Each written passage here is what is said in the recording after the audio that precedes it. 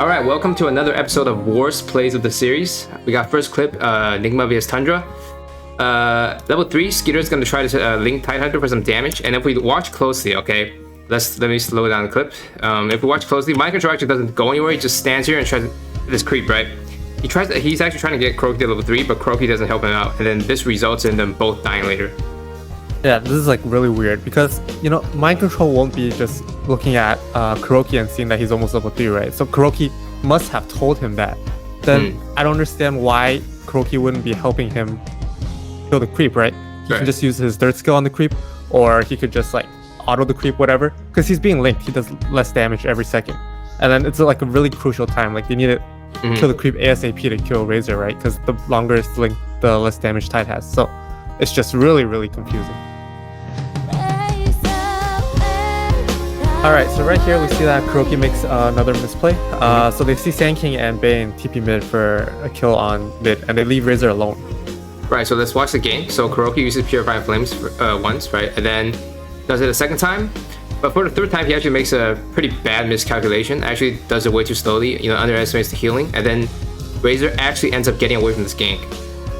Right, yeah, he tried to give the kill, but, you know, it was too late. He should have just killed him.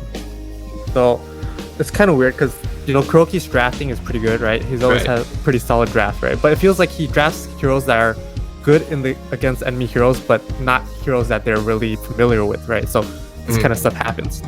Throughout the game, Kuroki always heals the opponents. Okay. So, it's kind of questionable. Yeah, so, and I think Razor has Razor has the highest net worth on his team, right? So this is actually a really big kill. Yeah, exactly. Okay, so right here we see that Nigma goes for the first 5-man team fight they want, right? So they have ILW just got a DD, right? He has BKB, he's going in, right? The GH makes like a big mistake. Like once he gets linked by Razor, GH, I don't know why, just assumed like, oh, Guile's gonna die and just links him back to base and just ditches the rest of his team, right? Let's just look at where they are. Right, I think the better decision would be to link him like somewhere near so they can re-engage and just break the link, right? Yeah, he could definitely just go inwards, like into like the supports and everything, right? Because there's no way he's gonna die, right? He's got BKB, DD, right?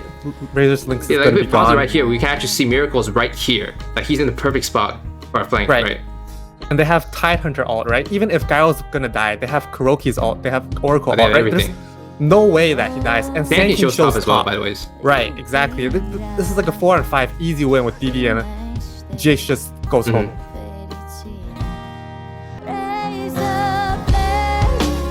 At this point, Nigma's like 13k behind, but due to their lineup, they actually have like a small chance of coming back, right?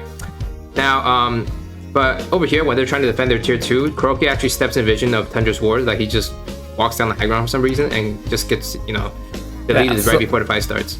Yeah, it's just really weird, right? Because Pango and Razor already showed top. They pushed the wave into the high ground, so obviously they're gonna walk over from there, right? I don't know why he expected himself to not die there, and then right here, he actually buys back like right after Tide dies, which is, in my opinion, the most problematic part of this play, right? Like if you watch this, the mind control is dying here. Look at his gold, man. He has 200 gold. He's so poor, no buyback, right? And then you gotta buy back to save the Tide. You know, I mean, you might not save him, but at least you give him like a few more seconds to try to get a better ult off, right? So like he actually buys back like as soon as he dies, which is just so weird, right?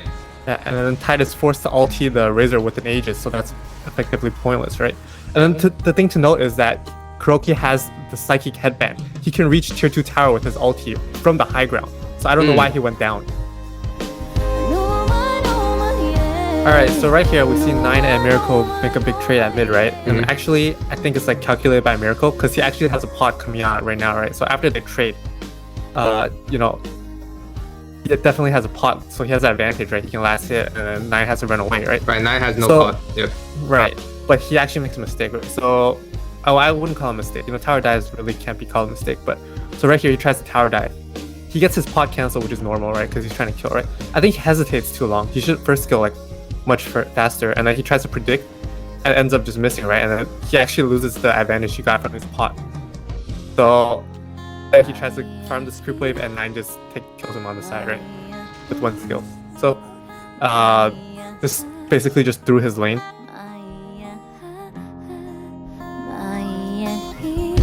So over here, we're gonna see ILTW and GH go on a gank on Necropose. Let's speed it up a bit. So they end up killing Necropulse here.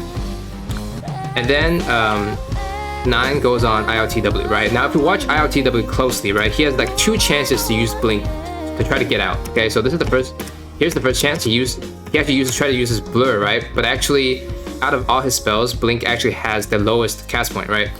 So he tries the blur here, it doesn't work, right? Now he can actually still blink here, right? Maybe GH should have actually walked closer instead of walk away to give him a better blink target, but you know, whatever, he can still try to blink onto the Caudle here, right? But he still doesn't do it. Actually daggers the Caudle instead for some reason.